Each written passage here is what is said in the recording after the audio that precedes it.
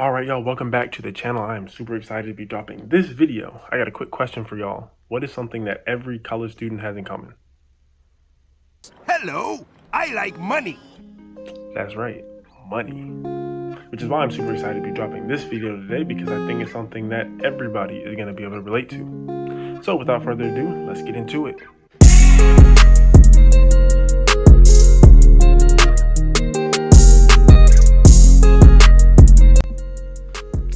All right, y'all, so the first way to make money in college is student work opportunities. So for those of you who don't know what student work opportunities are, they are essentially opportunities provided by the school to work and make money. So that's things like working at the library. Sometimes they have you sort books, or they'll have you work at the front desk. They'll do things like that. You can work in the gym, and with that, it's usually just setting the gym back right, making sure people do what they're supposed to, making sure nobody's doing anything dumb. They also have things like where you can work in the cafeteria, or sometimes where you can work at the dorm. So however that might look for you, it just depends on the college. So these work opportunities are actually really good from the sense that a lot of times they will either take care of a portion of your tuition, which obviously it's not going to be all of it or a large chunk of it, but it might be a quarter or a fifth or so of your tuition. So it can definitely help you from that standpoint. They also do things where they'll pay for the room and board. Sometimes they might pay for books. They also sometimes give you spending money. So it really just depends. You have to talk to your college and see what kind of opportunities that they offer, right? So the only drawback with this is that usually if they do give you spending money, it's not a lot. So this is more an option if you're looking for ways to take care of tuition. All right, y'all, so the next method that I use for making money is tutoring other people. So basically there are a lot of ways you can do this, right? So there's one method where you can tutor through the school. And so this is a good option, especially like if you're new or you don't know a lot of people, you can tutor through the school. So the pros with this is you get paid, like you're guaranteed pay. So whether their people show up or not, you are guaranteed pay. You can also choose a subject that you want to do. So if you're good at math, or if you're good at science or English or whatever it is. And at Hampton, the way it works is they'll have you show up usually like at the library, and you'll just be there from a set amount of time. So you can choose your hours as well. I think there are usually a minimum number of hours you have to work. So that is a con. You don't always get to choose your exact schedule, but basically you'll just show up to the library. You show up to the assigned spot, and then you just wait basically for students to come in, and they can schedule you if they like you. So that's option number one. Option number two would be if you've been at the school for a while, if you're a junior maybe or a sophomore, and you know a couple of people, you can tutor on your own, because then you can obviously charge a higher price.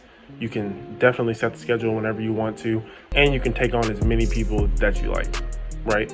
And so this is a good method for obviously upperclassmen, where the first option might be better for if you're a freshman, because you don't have a base yet.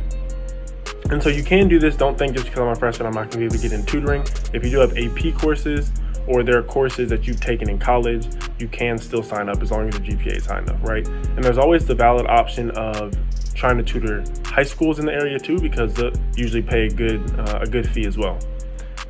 Added benefit to tutoring is that it looks really good on your resume. So it's a very good way of making money in college if you don't have any other options. So this leads me to option number 3, which is note taking. So this is a really good option, especially for any girls or guys that have great handwriting, or if you type your notes, because that'll work out too. So basically what you do here, I have Course Hero pulled up, which I got from a link that has basically a bunch of note taking methods you can make money. So I'll definitely leave that in the description for you guys to go look through. But basically what it does is you can take notes, you can upload study guides and things like that. And you can see here, this one says pays up to $25 per note, but there are other ones where they will pay you basically to take notes each week, and then at the end they'll pay you $600, or they'll pay you so much weekly. And so this is a really great method if you are a very studious person and you're very orderly and you have good handwriting, or if you type your notes out, because obviously if you type your notes, they'll be orderly. And so I definitely tried this my freshman year, but my handwriting is not good enough, so I wasn't able to do it. But this is a very valid option. This leads me to the Course Hero their actual website. So what you see here is just like a screenshot that I took.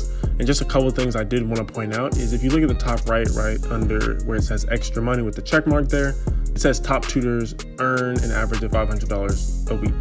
So that's definitely a real thing, but I don't want to mislead you guys with my content. It's very unlikely that's the case. That happens when you've been doing it for a long time, when your notes are really good, and you have a large fan base. So these things work basically where you have to shout your own content out and get people to use it, right? Of course, Hero will obviously handle some of that and trying to get people to use your material because that makes them money.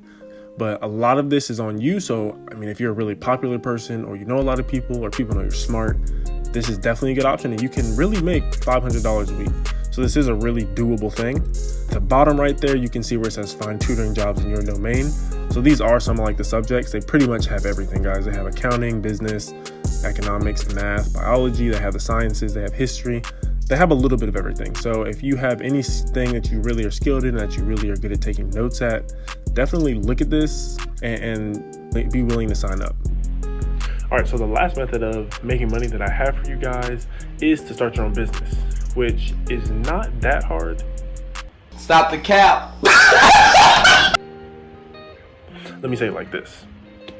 If you are well versed with business and you have some experience in it, or you're really motivated and have some free time on your hands, then it's truly not that bad. And when I say start a business, I don't mean like a full scale business, just a small business. There are a lot of people at Hampton that have various businesses like do-rag businesses, t-shirt businesses, hats, gloves, hoodies, sweatshirts, really just looking at the population that's on your campus wherever you are and finding something that people would want to buy.